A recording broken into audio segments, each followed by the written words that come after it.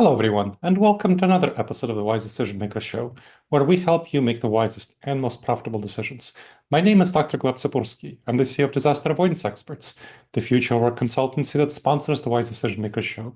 And I'm joined today by Greg. Greg, can you please introduce yourself and share a little bit about what you do? Sure. Yeah, thank you for the opportunity to visit with you today and with everyone. My name is Greg Donaca, and I am the president and CEO of Delta Dental of Idaho. I've been with Delta Dental for almost 17 years Hmm, and have been the CEO for coming up on 7 years. nice. And I know you've been starting to work on generative AI adoption. So can you tell me a little bit about where you are with generative AI adoption right now and how you came to be where you are? Sure. Yeah, where we are right now, we've kind of have a three-prong approach. The Mhm, first is really looking at the governance of generative AI. The second then is the adoption. mhm, And the third is then more the technical. So where we are at on those different fronts, the mhm, governance, we have a overall AI policy. We are mhm, working through where does it report into the board. We have a very active mhm, board. We have different committees and looking at does it report into the risk and compliance committee, mhm, and at some point is its own committee where mhm, it's an AI committee, more of experts on the board mhm, that have more of an interest and knowledge in AI. With the adoption, it's hit and miss and always a challenge to get people to see yeah, the value of it, not to feel threatened. mhm, It's something ongoing, as you know, with any change management. mhm, So that is ongoing. On the technical side, we have adopted Microsoft Copilot, mhm, and we are spending a lot of time. We process a lot of claims, right? Dental mhm, claims. So we do prepaid dental business, yeah, and we process about 1 million claims a year. So mhm, what we are working with is a company that's called Pearl AI. Pearl is very well known and respected more on the dental office side. So mhm, in the dental office, making recommendations on what procedure should be done, where is there mhm, decay, really is an aid to the dentist. By no means replacing the dentist, but more of an aid. mhm, They're now focused on the payer side, which is us, mhm, uh, mhm, dental insurance company. Did the image, does the image that was submitted support the procedure that was done? mhm, So spending a lot of time then with AI to be able to help determine what claims need further review by mhm, our dental consultants, which claims can we automatically pay. mhm, mhm. Excellent. That sounds really helpful. Now, let's talk about those three parts in turn. So, the governance. Tell me a little bit of how you decided on your policies and what your governance structure is going to be like. What was the process of decision making? Yeah, the process, one of the benefits of a Delta Dental is that we have we are Delta Dental of Idaho. Mhm, And there are other Delta Dentals throughout the state. So we work very closely with 13 other Delta Dentals. mhm, We have access to a total of about 40 Delta Dentals and our national mhm, organization. mhm, So we have been working in collaboration with some of the other Deltas mhm, on what is standard that should be in a governance policy, um, what is some things that we believe in, mhm, fitting it into our culture, and some of the mhm, regulations. In addition, then we have a national organization, and mhm, that national organization has published a governance. mhm, But really, to me, it's how does it fit in overall with your company and with mhm, your culture? So mhm, one thing, for example, is we have made the commitment that we will not we will make it well known when we are utilizing AI. And there was a mhm, decision from AI, if they're talking to, mhm, interacting with the chatbot, we will not pretend like it's a person. mhm, So that's one of the small governance things that we have. And it is myself and then other subject matter experts in the company that are coming up with the overall policy that, as of now, then we will interact with our risk and compliance committee. Now, governance is about risks. And so what risks did you see that you wanted to avoid with your governance structure? And what specifically are you doing about each risk? Yeah, that's a good question. One of the biggest risks that we have is probably more in the optics space of our policyholders, so the people who have purchased our plans, and in addition, the dentist or the brokers who sell our product, the optics of us utilizing AI to deny claims or to deny services or procedures that should be paid. So to me, that is the biggest risk, is the thought, the incorrect thought, that we are eliminating the expertise of our dental consultants reviewing claims, a human making the decision, and we utilize AI maybe to make the list of claims smarter that they look at, but by no means replacing people. So to me, that is one of the biggest risks. The other risk in that area is also people just feeling that they are expendable and replaced. I have heard many times lately that whatever technology, Copilot can do that better than me. You're not going to need me when you get this fully implemented. And again, by no means is that true, because it fits into what I believe is the third biggest risk, which is really people just automatically assuming that the output from AI is correct, regardless of how the question was asked or the input, and not really then reviewing it themselves. Those are serious risks. So let's talk about that employment risk that ties into the implementation component, where a lot of folks are afraid. Well, so you talked about the optics of both external and internal.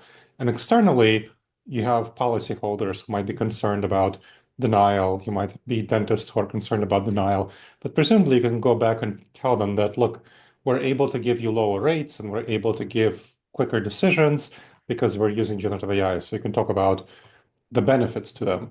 Whereas employees, it can be harder for them to appreciate the benefits. There's a lot of job anxiety. So tell me a little bit more about how you're communicating externally about the benefits for the policyholders and the dentists of you using generative AI, and then we'll turn to the employees for whom that's a harder conversation, I imagine. Yes. Yeah. Yeah. With the dentist and the external, so dentists and then also policyholders, brokers, it is just a lot of conversation over and over that we will never automatically deny a claim based off of AI. And so along with that, then it's exactly what you mentioned, talking about some of the positives that on average, our time to process claims has been reduced about 1.5 days. So that means that the policyholder knows, faster and more timely, do they have any responsibility, what was covered, and the dentist gets paid faster. So definitely an increase in customer service. So we just reiterate the pros and we make then assurances of what we will not do. The one other thing is we have found it very helpful in working with different societies or associations. So for example, in Idaho, the Idaho State Dental Association is very influential. Probably 95% of the dentists, maybe 90%, are a member of, its abbreviation is ISDA. So we work very closely with the ISDA on that, and to assure them and to give them proof that we are not denying claims automatically. So So far, that's been successful. And the foundation and the basis of all of it is great relationships. Right? You have to have solid relationships, continue to be transparent, open, available. And then things like AI and other things are a lot easier. With the internal employees, I definitely agree with you. That is a harder conversation. And it is discussion, continual discussion that we are looking to enhance the customer experience. We are looking to bend the cost curve going forward, not eliminate positions, not eliminate job families. So a good example is we know exactly how many customer service representatives we have for the number of policyholders, how many people in the claims department for the number of claims that we process. And we are looking to be able to be more efficient so that we can add more policyholders, process more claims, and maybe add, what used to be 2 people, now we only add 1 person. So that's the other is, a lot of conversation that relationships are very important in a service organization. Culture is very important. We are not looking to lay people off. We are looking at how do we have a better experience for employees, a better experience for our stakeholders, and reduce the cost curve going forward. That makes So sense. as you can imagine, it is definitely a big fear of people. Fortunately, we have spent a lot of time on culture, on relationships. We do have a high degree of trust that helps it, but it is an ongoing conversation. Yeah, no, definitely is. And I've worked with a number of insurance agencies and insurance companies on figuring out that their approach to generative AI and what you're talking about is an important part of the dynamic, which is why I know it's a hard one. Something that I've worked on and that I've seen work out well is focusing on upskilling and convincing staff that, hey, if you upskill and you adopt generative AI, you will not be replaced by this tool because we need people who are good at using generative AI. That's kind of clearly the future. What are you doing about upskilling your employees to give them the tools and the confidence that they need to see that they can progress in their career by acquiring the techniques to use generative AI effectively? Yeah, that's a very good question. One of the things that we do is we encourage employees, and we have time set aside where so many hours a month people can take and utilize that to enhance their own skills, to be able to do research on things. So it's dedicated time. I believe it's 4 to 8 hours a month, depending on the position and what job family that they're in, to be able to bring forth, research to bring forth new tools, recommendations, or to hone in their skills. In addition, we provide a lot of training and education on like Copilot I mentioned that we're rolling out. And so we have partnered with a third party to be able to help with the education, the training. We have a lot of videos, tutorials, and then just really encourage people to try different tools and that, failure is okay. That's the way that we learn. And so those are a few things. In addition, if there's certain certifications, and more of those are like some of the Microsoft ones in IT. We pay for people to get the certifications, pay for the education, and then also give them time to study and then hopefully pass and take the test and pass. I do see, to help with that, I could see, maybe in a year as we continue to grow and expand with our use of AI, hiring a position that is like an AI analyst. And that person then would be more knowledgeable and dedicated as to where is AI going, what tools are Mhm. available, how does it fit in, the Mhm. change management as we spoke about. And a big component of that is the training and education. Yeah. It's definitely an important and growing role. The chief AI officer, or whatever you call it, in each individual Yes. corporation, definitely an important role. Now, you're talking about going forward, and as we wrap up, I'm curious what you're seeing over the hill in the next year or two, as generative AI is clearly improving and it's clearly able to do more and more tasks that people were used to do. We are having AI agents coming online, and certainly Microsoft is going to have more of those available in the next year, definitely 2 years. What are you seeing and what are you thinking as generative AI especially becomes more capable? Yeah. I see a few things as we've spoke about, and you mentioned also definitely, dedicated positions that are AI focused.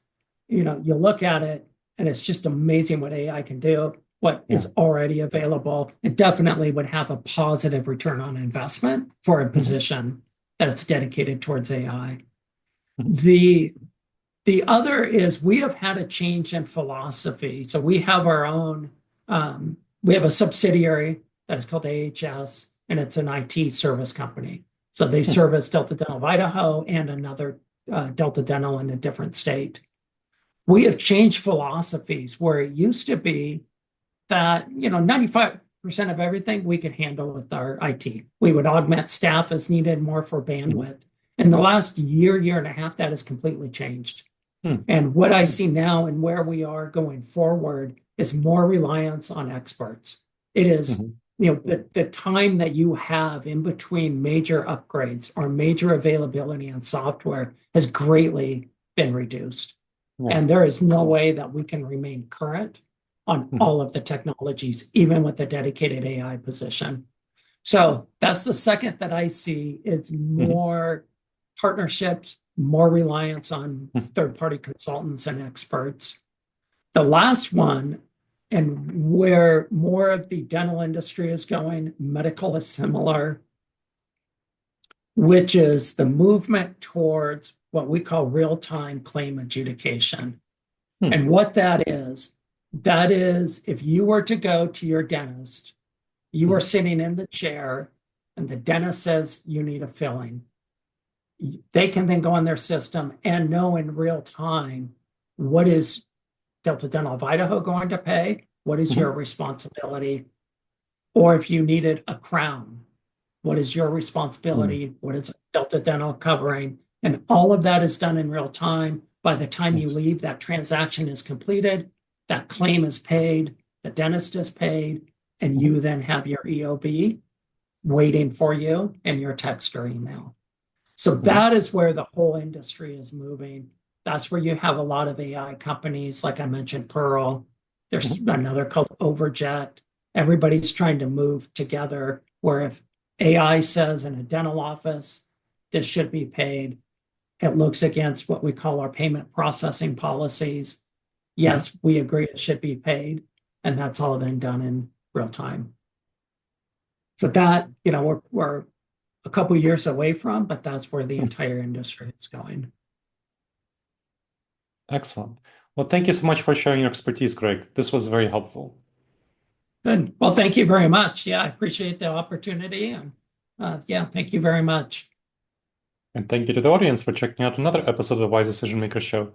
Please make sure to subscribe wherever you checked out the show and leave a review. It helps others discover the show and helps us improve the show. And if you have any questions, email me at gleb, Gleb, at disasteravoidanceexperts.com.